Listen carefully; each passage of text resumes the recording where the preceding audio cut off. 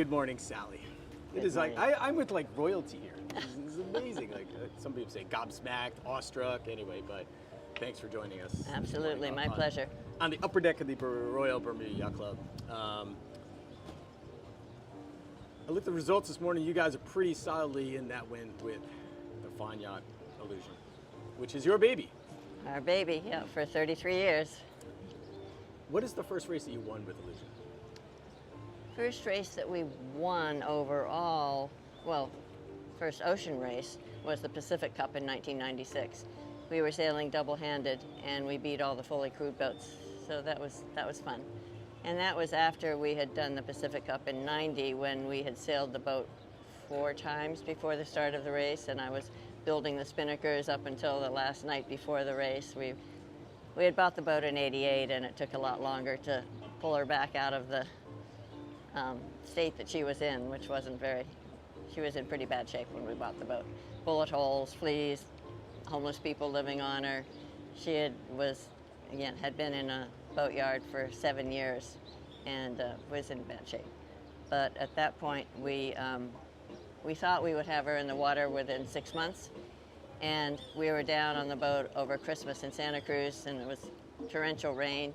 We were sitting down below going through our lists, and we noticed there were waterfalls coming down along the inside of the hull. And we thought, oh, I guess we have more work to do.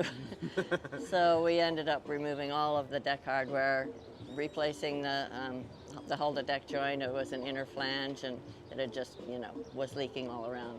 So we re-glassed that whole deck to hull joint, which most of the Cal 40s has done since then, and replaced all the hardware on deck. And there's almost nothing that's original on the boat. And so then we did the '90 Pacific Cup, and we ended up second in our class and learned a lot. And then Stan did the single-handed, and then we did the '96 double-handed again. And and so then we did a whole bunch of races along the West Coast. San Francisco races. We raced the San Francisco seasonal races with 5 on the boat. So that was our first full crew experience, which was great. The people were great. And then in 2014, we decided we had bought the boat to go cruising after racing 505s for 2 decades. Let's switch it up a little. Yeah. yeah. So we thought we were just going to kind of kick back after 50s, and we couldn't stop racing the boat. And then in 2014, we decided, okay, we really have to start cruising. So we left San Francisco, spent 5 years off and on sailing down the West Coast, through the Panama Canal, up the East Coast, with kind of stop-start cruising. We'd go home and do real work and then come back and move for another couple months. And so we got to know the boat in a whole different way as a cruising boat. And we got up here in time to do the 2020 Bermuda race, and so we got all ready for that. And then, of course, that didn't happen. So we went back into cruise mode and went up to Maine for 2 seasons, which was fabulous. And before we signed up for the 2020 race, Stan had to kind of talk me into it, because I said, okay, I've done enough racing. I'm kind of enjoying this cruising. And Stan said, no, we got to do one more, Bermuda race. And I said, and he said, okay, if you could get, who would you choose for the best possible crew? If we could get them, would you do it? And I said, well, sure. Don Jesberg, Carl Buchan, Jonathan Livingston, but they'll never agree to go with us. So, sure, I'll agree to do it if they come along. So Stan sent an email out to them, and within 15 minutes, they all said, sure, we're in. So I thought, oh, I guess we're going to do it. Too, yeah. And I guess, now I'm committed, but we have a really great crew, so it could be a really good thing. Yeah. And then, of course, when 2020 was canceled, we were back to almost ground zero. And then we sent another email out, a year and a half ago, and said, okay, are you up for 2022? And they said, yep, we're still in.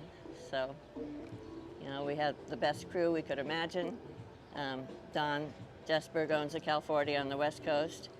Carl, of course, is an Olympic gold medalist and just inhuman in terms of his ability to steer through anything. He just gets in a zone, and he's amazing. And Jonathan is a fabulous guy on the foredeck, fabulous teammate. And so the five of us just had a really good time. I'd say, yeah, you basically what you did was you built the dream team for what turned out to be the dream race. Yep. Right? Perfect conditions for our boat. We had a pretty good navigator on board. Yeah, you did. All right. Well, yeah, we'll get to him eventually, right? You'll get to him later. But yeah, he chose a really good course, and the conditions were just what the boat loves. You know, heavy air, reaching a lot. And yeah, it was perfect. And yeah, so we got into the Gulf Stream, the eddy, and we stayed in it about, Stan will tell you more details, 7 hours or something. Wow. And it gave us a really good boost. And then, just a slingshot, huh? Yeah, it was fabulous. And then we managed to stay in most of the wind all the way down. We had a couple of light spots, but nothing like the later boats. And so between the boat being, you know, we had prepared the boat for racing several times, so we'd kind of gone through that, and we knew what we were doing. We knew the boat perfectly from spending 33 years racing and cruising on her, and had a really good team. So our watches were 4 hours on, 4 hours off, but staggered.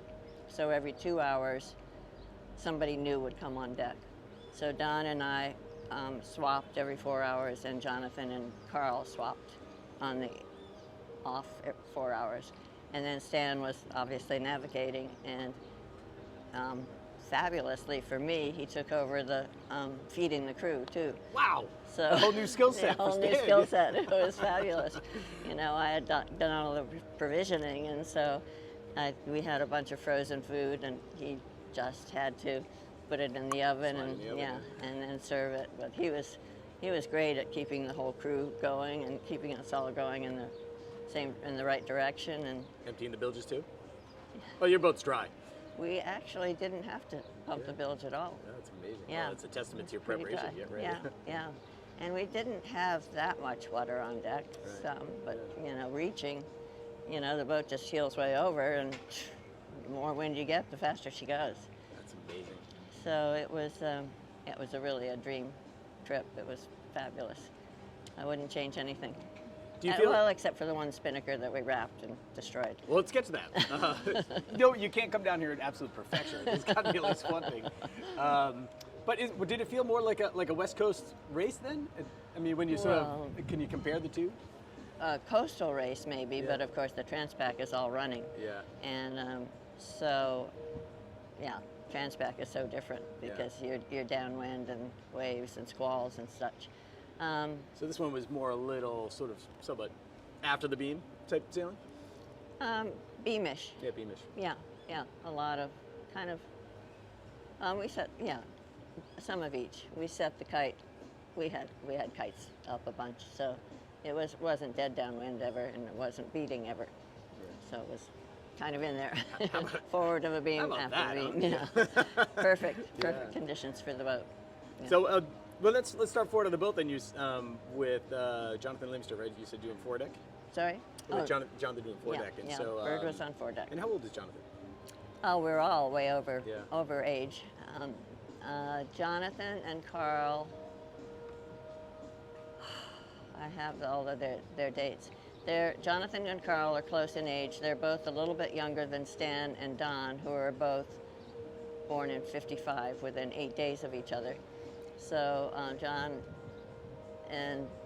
Jonathan and Carl are probably, Stan now, 67, so early 60s. So they're starting to qualify that group of the world's oldest bowman type category, right? Yeah, but in great shape. Yeah, there was no hesitation about. So anybody. How busy did you have Jonathan then? Let's maybe talk through some of the sail changes. You know, for you guys, it's every little change makes a difference on a boat like that, and I'm sure you had him quite busy up there, didn't you?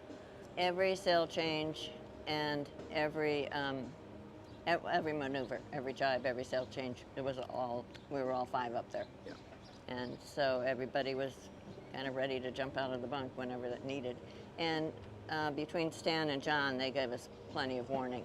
So it was like, okay, in the next half hour or something, we're going to probably be doing something, so be ready. And so you're down there kind of napping and thinking, okay, get ready to go up. But yeah, we had all hands, I don't know, dozens of times. Dozens and dozens, yeah. Yeah. Let's go to the opposite. You said Carl is a sort of magician on the helm. What is it like when he's driving? Oh, just total confidence. And he doesn't chatter at all. And there are times, I mean, he'll talk, but there are times when he says, I'd love to talk to you now, but I can't, you know, ask me that later. And he's just total concentration. There was one way, he had the speed record for... Which was 22 knots. What? 22 knots. Stop. Yeah, we were on starboard. I was sitting right behind him playing the guy, and there was one wave that started to pick him up, and then there was another wave that was right behind it, and another wave right behind it, and it just gathered and gathered. It was at night, and I'm going, woo, woo, woo, and I woke everybody else up. Stan came up and saying, what's going on? 22 knots. Come on, that's not even physically possible. No, is it really? It is. We actually had that. Well, it's not quite the record for the boat. On our first Pack Cup in '90, when we had sailed the boat 3 times before the start, we had what we call the face of God squall come through, where the whole 180 degrees behind the boat turns black, no stars, nothing there. And I was on watch then, and the wind started to build and build and build, and we had the kite up, of course. And I said, Stan, I need some help. So he came up, and at that point, it was too windy to take the kite down. Yeah. So we just sailed, kept the boat going straight, and you know the water kind of flattens out in that much wind, however much it was, and we had the boat going 25 knots, reading 25 knots, and so that was the record. Yeah. Wow. Yeah. What does the boat feel and sort of sound like when you're at that sort of terminal Absolutely velocity issue? solid. Yeah. In that case. I mean, it's the kind of thing where you know if you do one thing wrong, you're going to totally wipe out. But if you don't, it's just on a freight train on a track. Yeah, there's the magic of the Cal 40, right? Yeah, exactly. It'll do whatever you want it to do. Yeah. It gives back. Yeah. That's cool. And Mr. Jesberg, how does he fit into this dream team here? Oh, he was fabulous on the boat. He owns a Cal 40 on the West Coast. He's done Transpac and a bunch of other things. He's also won a whole bunch of Melgus 24, Etchels, you know, You're on the list, Dragons, right? Everything. Yeah. He's done a lot of sailing, but he knows Cal 40s really well too, and he also brought 6 sails with him, which was really nice. So we didn't have to buy a whole bunch of new sails because he already had them, and so he was the other half of our 2-boat program. The only time the 5 of us had sailed together was a month before this race, when all 5 of us got together on the West Coast on Don's boat and sailed the light bucket race out of San Francisco, and then spent another day just sailing around San Francisco Bay, and it got pretty windy and we were looking at all the sails. Yeah. But on the boat, he was terrific at focusing on, okay, what we're going to do next is we're going to drive. You're going to do this, you're going to do this, you're going to do this. And he just kept everything, you know, so that everybody knew what was going to happen. Stan would call the shot, okay, it's time to jibe, and then Don would do the details. The playbook, right? Yeah, playbook, exactly.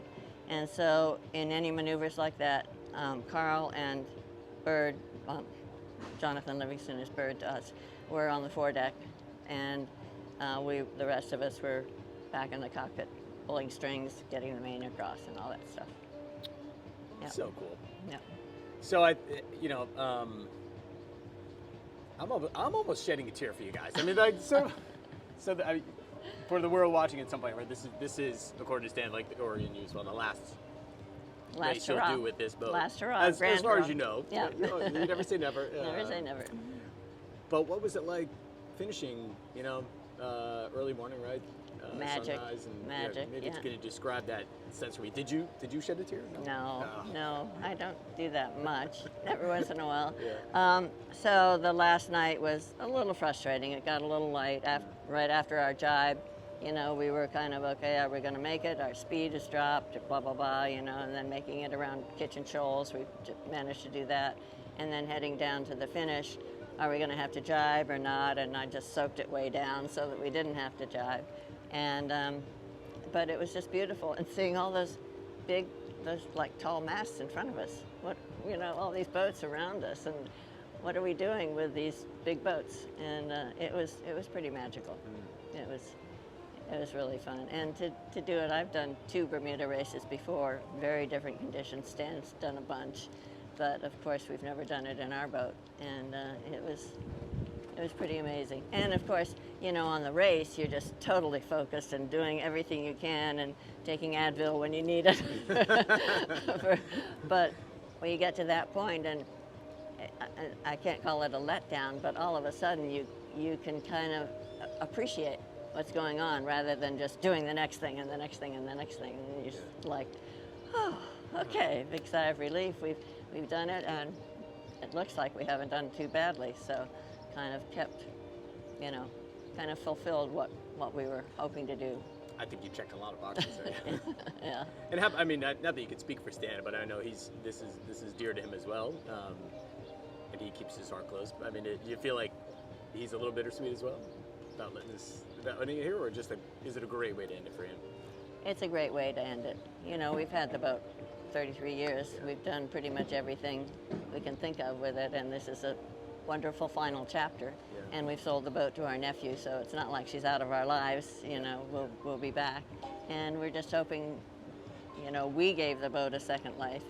Mossbacher owned her originally and sailed in the Bermuda race way back in the 60s, and then she did a bunch of races on the East Coast, became a cruising boat, went to the West Coast, was pretty much abandoned for 7 years.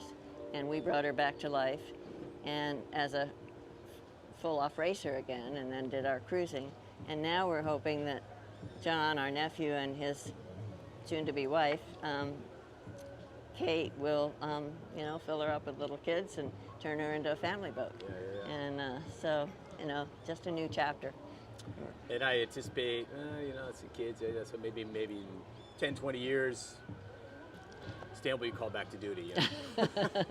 We'll see Come where on, we one are. more time. Right? We'll see where we are, yeah. Excellent. Well, congratulations. I think it's pretty solid that you guys have won what you need to win. And I know the results keep changing by the hour, but I don't think it's going to change much from here. But whatever. We had a wonderful race, however it ends up. At the end, the results don't matter, right? I won't go that far. My dad did this race